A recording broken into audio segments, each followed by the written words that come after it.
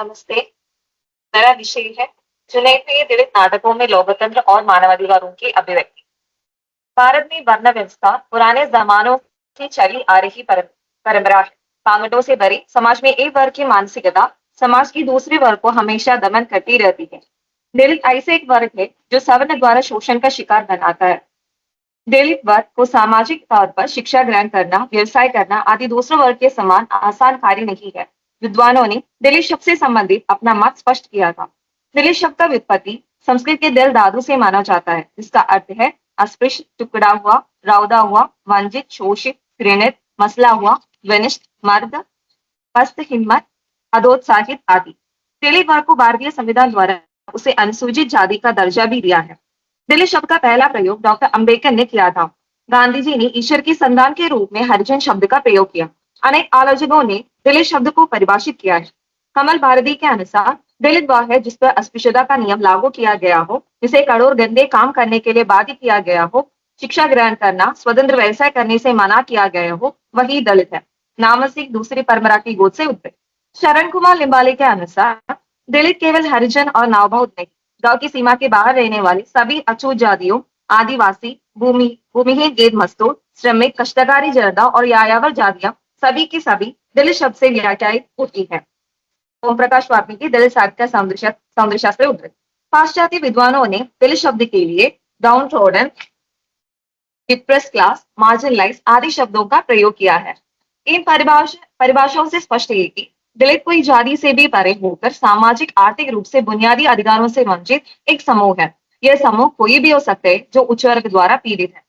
दलित साहित्यकारों ने दलित पाइंदर आंदोलन के दौरान उनकी दुखी भरी यातनाओं को आम जनता को अवगत कराने के लिए बहुत प्रयास किया था। इनके फलस्वरूप लगभग 1960 में सबसे पहले डॉक्टर अंबेडकर, महात्मा ज्योतिराव फूले आदि द्वारा दलित समूह का अलग रूप में पहचान मिलने के लिए दलित साहित्य का शुरुआत की। आत्मकथा से शुरू होकर विभिन्न विधाओं में दलित साहित्य का विकास आज देखा जा सकता है। हीरा टॉम की अछूत की शिकायत कविता दलित साहित्य की पहला रचना मानी जाती है। लगभग 1980 के आसपास हिंदी में दलित साहित्य का उद्भव हुआ। हिंदी दलित साहित्य के क्षेत्र में ओम प्रकाश वाल्मीकि, माता प्रसाद, तुलसीराम, सुशीला टागोरे, कर्मशील भारती, डॉक्टर एन सिंह आदि साहित्यकारों ने अपनी रचनाओं के द्वारा दलित जीवन के यथा चित्रण किया है। भारतीय संविधान में दलितों को भी दूसरों जैसे जीने के लिए अधिकार लागू किया गया है। अधिकार एक व्यक्ति होने के नाते मिलने वाली सुविधा है। सामाजिक, आर्थिक, राजनीतिक, सांस्कृतिक, धार्मिक रूप में एक व्यक्ति की उन्नति और विकास के लिए यह अनिवार्य है, जो बिना किसी भेदभाव के साथ जैसे धर्म, जाति, लिंग, भाषा आदि के आधार पर समान रूप में प्राप्त है। मानवाधिकार का उद्देश्य प्रत्येक व्यक्ति की स्वतंत्रता, सुरक्षा, गरिमा आदि को सुरक्षित और सुनिश्चित रहना है। भारतीय संविधान एवं पाश्चात्य विद्वानों ने अधिकार से संबंधित अपना मत भी स्पष्ट किया है। दलित नाटक में अधिकारों की प्रधानता दलित समूह के यथार्थ के साथ जुड़ा है। दलित नाटक मनोरंजन से ज्यादा संवेदना का साहित्य है और उसका उद्देश्य मानसिक परिवर्तन के द्वारा सामाजिक परिवर्तन से है। माता प्रसाद, सूरजपाल चौहान, सुशीला टागोरे आदि अपने नाटकों के माध्यम से स्त्री शोषण, दैहिक उत्पीड़न, अधिकारों से वंचित समूह आदि विभिन्न समस्याओं का चित्रण प्रस्तुत किया है। माता प्रसाद के नाटक धर्म के नाम पर धोखा में अंधविश्वास के तहत जनता की लूट एवं स्त्री के साथ शोषण आदि समस्याओं को प्रस्तुत किया है। सूरजपाल चौहान के नाटक छू नहीं सकता में 3 लघु नाटक सम्मिलित है। छू नहीं सकता नाटक में अस्पृश्यता का नजर दिखाई पड़ता है। सच कहने वाला शूद्र में सवर्ण मानसिकता पंडित से शूद्र को सवाल पूछने का हक भी नहीं देता है। सुशीला टागोरे के नाटक नागा सत्य में दलित स्त्री को अपनी इज्जत बचाने के लिए जान की कुर्बानी देनी पड़ती है। वर्णवाद, जातिवाद, छुआछूत आदि कठोर यथार्थ को भी प्रस्तुत किया गया है। इन तीनों साहित्यकारों के नाटकों से यह स्पष्ट है कि निम्न वर्ग को संविधान द्वारा लागू किए गए अधिकारों से वंचित रहना पड़ता है। दलित नाटकों के केंद्र बिंदु है समाज में व्याप्त जातिगत भेदभाव और असमानता। प्रत्येक व्यक्ति को अपने नाम के साथ क्या जोड़ना क्या नहीं जोड़ना अपनी स्वतंत्रता है, लेकिन अपने नाम के साथ जाति का नाम भी जोड़ना दलित समूह के लिए शोषण की व्यवस्था जारी करता है। जाति की वजह से अपमान सहना पड़ता है।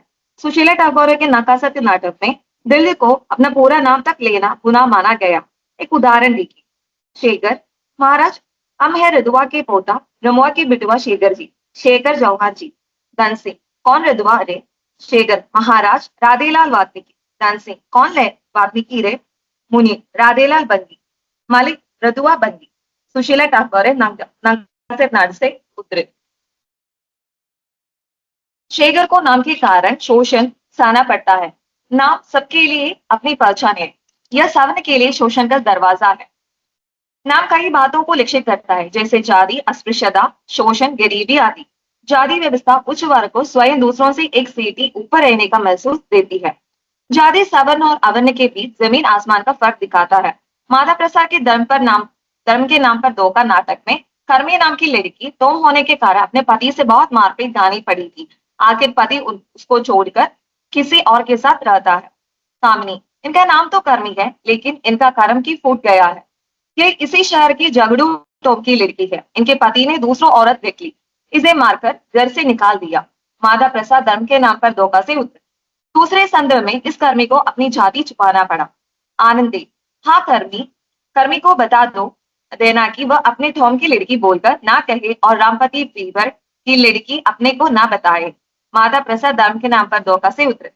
सूरजपाल चौहान की छू नहीं सकता नाटक में एक बालक को अपने अध्यापक से शादी की वजह से अमानवीय शोषण सहना पड़ा और उस बच्चे को कई नाम से पुकारा जाता है। अध्यापक, भीमा, महा की औलाद, सियाले अछूत, नीच टोम। सूरजपाल चौहान छू नहीं सकता से उतरे। नाटक में दलित वर्ग के स्वाभिमान और गरिमा के हनन की स्थिति को दर्शाया गया है। एक व्यक्ति की जिंदगी में पानी का स्थान बहुत महत्वपूर्ण है। पानी सबकी बुनियादी जरूरत है। अवर्ण जाति के लोगों को तालाब, कुआं, नाल, मटका आदि से पानी पीना वर्जित है या इनसे पानी पीना अशुभ माना जाता है। नाटकों में यही वातावरण प्रस्तुत किया गया है। सूरजपाल चौहान की छू नहीं सकता नाटक का एक वर्ण इस प्रकार है। इंस्पेक्टर, क्या नाम है तुम्हारा? तुम अभी तक अपना हाथ ऊपर क्यों उड़ा रखा है? बालक, सर मेरा नाम भीमराव है।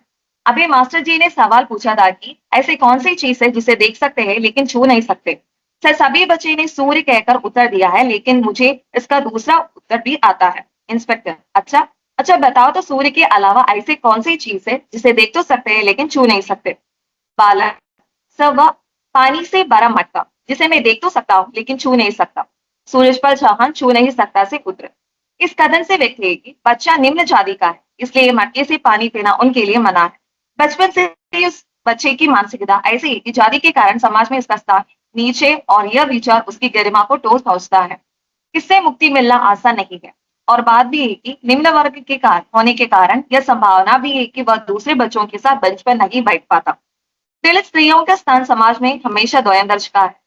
जाति के नाम पर उन्हें दूर रखा जाता है और अवसर आने पर उनको शोषण किया जाता है। नाटक के कई संदर्भ में दलित स्त्रियों पर शोषण होते नजर आता है। नागा सत्य नाटक में दलित स्त्री नीलिमा को सत्यजीत से शोषण सहना पड़ता है। इसी तरह के कई शोषण झेलते हुए भी सत्य को छिपाने का कोशिश की जाती है। सत्य जानने वाले अपना मुंह बंद करने के लिए मजबूर होते हैं। अभिव्यक्ति की स्वतंत्रता सबका मूलभूत अधिकार है, लेकिन डर के कारण ये इनके हाथों से फिसल जाता है और न्याय मिलने से वंचित रहता है। सुभ्रा, बुद्धिराम, इस चीख को पूरा देश सुन रहा है और तुम कहते हो तुम्हें चीख सुनाई नहीं दे रही है। बुद्धिराम, हाँ भाई सुखराम, मुझे कुछ सुनाई नहीं देता। पुलिस को यही बताना है, नहीं तो दोनों तरफ की मारगानी पड़ती है, जीना मुश्किल हो जाता है। सुशीला ठाकुर नागा सत्य से उतरे। धर्म के नाम पर दो का नाटक में स्त्री दूसरी स्त्री को बाधा बनती है। नाटक में उन स्त्रियों को छोड़ने के लिए भीख मांगती है और दूसरी स्त्री से, लेकिन वह नहीं मांगती। कामिनी, माता जी इस नारक से उद्धार करने में हमारी सहायता करें। स्त्री जाति की लज्जा की रक्षा करें। आश्रम माता, तुम्हारे उद्धार का अब यही मार्ग है कि तुम लोग जिसके साथ कहा जाए चली जाओ, वहां आराम से तुम्हारी जिंदगी कटेगी। कामिनी, आप एक स्त्री है, क्या आपका स्त्रीत्व भी सो गया है जो इस प्रकार की बातें कह रही है? माता प्रसाद धर्म के नाम पर धोखा से उतर। स्त्री पूरे अधिकार के साथ ये हम जी नहीं सकते, क्योंकि उनका अधिकार, उनकी स्वतंत्रता दूसरों के हाथों में सौंप दिया गया है। स्त्रियों को शिक्षा से दूर रखना सवर्णों का षड्यंत्र है। नाटक में शिक्षा का महत्व भी दर्शाया गया है।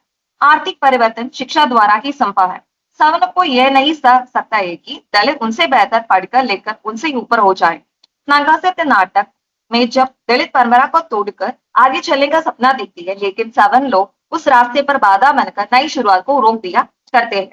धन सिंह, अरे तू कितना पढ़ा है, मैं जानता हूँ रे, अंगूठी लगा दे, तेरे बाप साले यही करते आए, तू क्या यही रीत शुरू करते है रे। सुशीला ठाकुर नागा से नाडा से उतरे। सच कहने वाला शूद्र नाटक में जो शूद्र अपनी शंका दूर करने के लिए पंडित से सवाल पूछता है, तब पंडित ध्यान नहीं देता है, क्योंकि पूछने वाला वह एक शूद्र है और सवर्ण के मुताबिक शूद्र को शिक्षा से दूर रहना ही चाहिए और सवाल पूछना उनका हक नहीं है। शिक्षा पर सिर्फ और सिर्फ सवर्ण का अधिकार है। शूद्र पंडित जी, जिस शिवधनुष को बड़े बड़े योद्धा राजा महाराजा टस से मत न कर सके, उसी शिवधनुष को सीता द्वारा घर के आंगन में झाड़ू झाड़ू लगाते हुए एक ही हाथ से इधर उधर रखना एक आम बात कैसे हो सकती है? पंडित, तो शूद्र जाना पड़ता है, ऐसे सवाल शूद्र ही कर सकता है। अरे पकड़ो इसे, इस शूद्र के कान में कांच पिघले कर डाले दे। इसने यह सवाल किया किसे? सूरजपाल चौहान छू नहीं सकता नाटक से उतरे। असल में शिक्षा एक महत्वपूर्ण उपकरण है जो मानवाधिकार के संरक्षण में सहायता करती है। कई तरह की शोषण, अत्याचार, अन्याय आदि जेलें दलितों का नियति बन गई है। दलित समूह की एक कमी थी संगठन का अभाव। डॉक्टर अंबेडकर का नारा है, शिक्षित हो जाओ, संगठित हो जाओ, संघर्ष करो। दलितों को अपने अधिकार प्राप्त करने के लिए संघर्ष, संगठन, शिक्षा, इन तीनों तीर से ही संभव है। इसके बिना अधिकार पाना संभव नहीं है। दलित साहित्य में सत्य को यथार्थ के साथ प्रस्तुत किया गया है। परंपरा से मुक्ति पाने की आशा से जीवन जीने वाले एक शोषित समूह की व्यथा कथा को इन नाटकों के माध्यम से अभिव्यक्त किया है। दलित समूह को कई अधिकार है, जैसे सामाजिक न्याय, समानता, अभिव्यक्ति की स्वतंत्रता, गरिमा आदि। नाटकों का मुख्य उद्देश्य भी मनोरंजन को छोड़कर समाज की सच्चाई को बताना है। प्रस्तुत नाटकों में मानव मूल्यहीनता, अधिकार, शिक्षा से वंचित होना, स्त्री शोषण आदि समस्याओं पर प्रकाश डाला गया है। संसार के सारे कानून, नियम, संविधान आदि मानवाधिकारों के संरक्षण के लिए बनाए गए हैं। सच तो यह है कि दलितों के लिए यह अधिकार मात्र पन्नों में रह गए। समाज में दलितों की संवेदनशीलता और बदलाव की संभावना तब संभव है जब वह अपने पूर्ण अधिकार के साथ जीने से सक्षम बने। इस विचार के साथ मैं समाप्त करती हूँ। धन्यवाद।